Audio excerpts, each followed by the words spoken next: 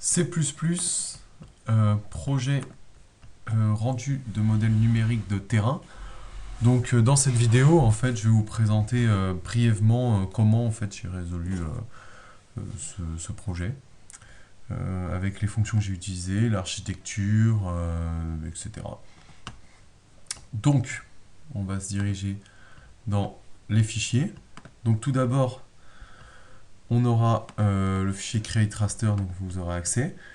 On a src, build.sh l'exécutable, cmake list pour cmake et un readme qu'il faudra lire. Donc la première chose qu'on fait, on peut lancer le build.sh. Il faudrait que je me mette là-dedans. Voilà, on va se mettre là. Donc il faut exécuter le build.sh. Tac. Et donc là, normalement, on se dirige dans celui-ci. Et on a directement, on le voit juste là, le create raster. Donc on aura juste à mettre la commande qui est indiquée dans le readme pour effectuer une telle image ou une autre, donc la rade ou guerre les dents, et en quelle taille. Alors, le fichier build est apparu. Donc, dans src, on va trouver les données, donc guerre-les-dents.txt, qui nous sont données, rad.txt et axb.txt pour la colorimétrie. Donc axb.txt, là si je l'ouvre, ça va être en fait 512 lignes de 3 valeurs, donc une valeur RGB pour chaque couleur, et elles sont rangées et elles font la colorimétrie. La colorimétrie. Ensuite, on a un main, juste ici, donc qui est assez simple en fait. On déclare juste des valeurs, donc zenith rad, azimut rad pour notre ombrage qu'on va utiliser. Le chemin, parce que quand on aura mis en fait un file name, donc si on met guerre-les-dents.txt, il faut ajouter le chemin puisqu'il se trouve dans la src. Et donc on voit que juste ici, grâce à cela, on va trouver ce qu'a mis l'utilisateur en commande. On aura un temps juste ici pour en fait calculer le temps d'exécution, juste là. Et on a une simple fonction de la génération d'images avec ombrage, create image, qui est importé de tools.cpp, juste ici. Donc il prend en compte le radian zénith, l'azimut en radian, la taille et le fichier. Donc on va se diriger dans Tools. Alors là, on va aller directement voir en fait la fonction createPlan parce que la structure est dedans. Donc, premièrement, alors, tac, hop. Donc premièrement, en fait, la première chose qu'on va faire, c'est on va trouver dans le fichier choisi le maximum, le minimum et le nombre de points. Donc c'est la fonction data file nombre de points min max. Donc, là, on les a mis juste là, c'est un void. Et on va en fait assigner ces valeurs. Ça va nous servir pour quand on va prendre nos données, les ramener à 0, faire des proportionnalités, etc. Même pour la bathymétrie, pour la colorimétrie, c'est important d'avoir le bathy min et max. Voilà.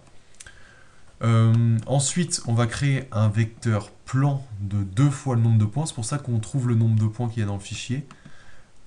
Parce que c'est pour éviter de modifier le vecteur à chaque itération. Donc comme ça, on connaît déjà sa taille et c'est plus simple de le remplir. C'est plus rapide en complexité. Donc, on a 2 fois le nombre de points. Pourquoi 2 fois le nombre de points? Parce que c'est un vecteur qui va être rangé selon cette manière. x1, y1, x2, y2, x3, y3, etc. etc. jusqu'à xn, yn. Donc ça fait 2 fois le nombre de points.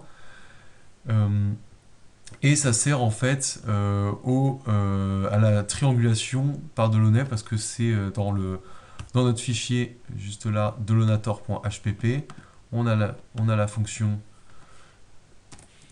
create plan, juste ici, create plan, ah non, c'est pas celle-ci,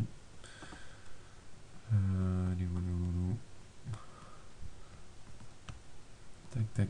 Juste là, create maillage, ouais. Donc elle prend en fonction le vecteur double plan de taille 2 fois le nombre de points. Donc celle-ci va nous permettre de créer un maillage de triangle. Donc là, on crée notre maillage, on crée notre color map qui va être un vecteur de int. Pourquoi un vecteur de int? Ça va être en fait un tableau de 3 fois 512. 512 valeurs de colorimétrie et 3 valeurs pour le RGB. Donc voilà, après par proportionnalité, en fonction du bâti min et max, on va retrouver la couleur plus facilement. Et on crée une map image. Une map image, ça va être un tableau de taille size fois size de l'image, taille fois taille.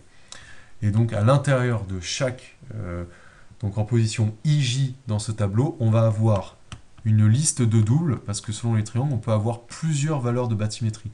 Donc on va les rentrer dans des listes, et en fait on va faire des moyennes à chaque fois pour retrouver la valeur, comme on voit juste ici.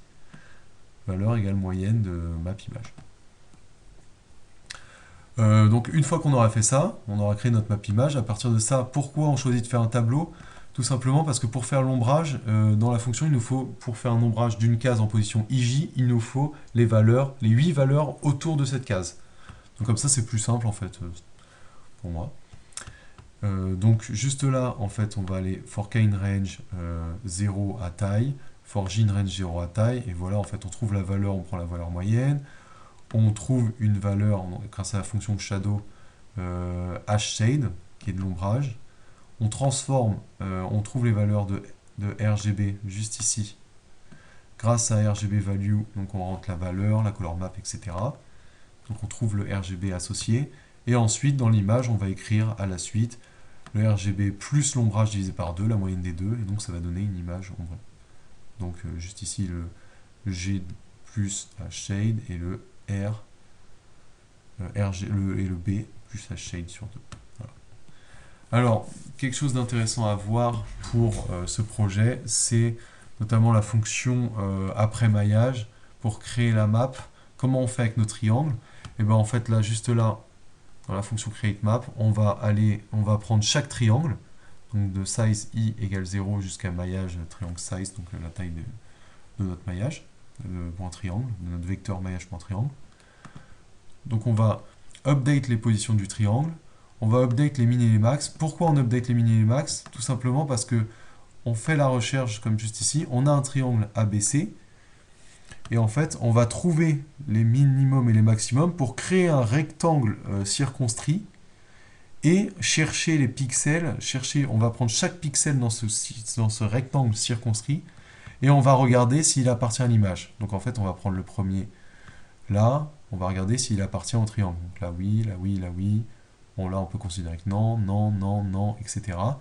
Et donc en fait à chaque fois qu'il va appartenir à un triangle, si, donc juste là, if owned by the triangle, et ben on va dans notre tableau qui s'appelle ici vec, on va push dans la liste la valeur interpolée par rapport à la bâtiment. Voilà. Qu'est-ce qu'il y a d'autre d'intéressant?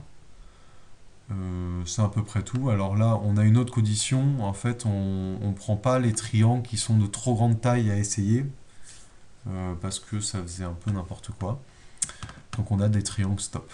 Voilà, juste ici. Donc la rate c'est 500 à partir d'une certaine taille, 90 000 pour une plus haute taille, et sinon pour garder les dents c'est 250, ça suffit.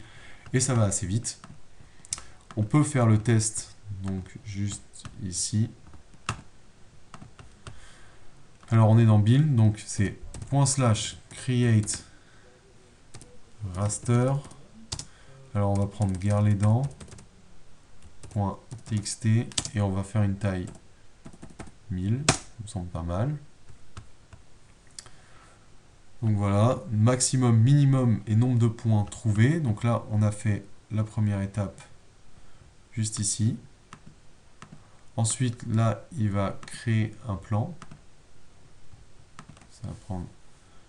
Ah oui, dictionnaire de bathymétrie et vecteur plan. Bon, voilà, on a passé à la deuxième étape.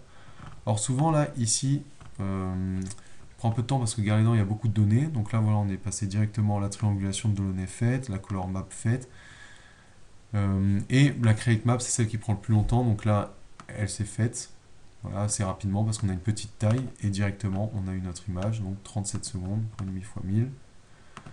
Et on se dirige dans Build. Et voilà, Beautiful Image by Caliandro. Tada, 1,5 fois 1000. Donc pour regarder on peut aller jusqu'à 10 000 fois 10 000. Ça fonctionne. Ça met 9 minutes. Mais ça fonctionne. Voilà. Alors, comment on fait ça ?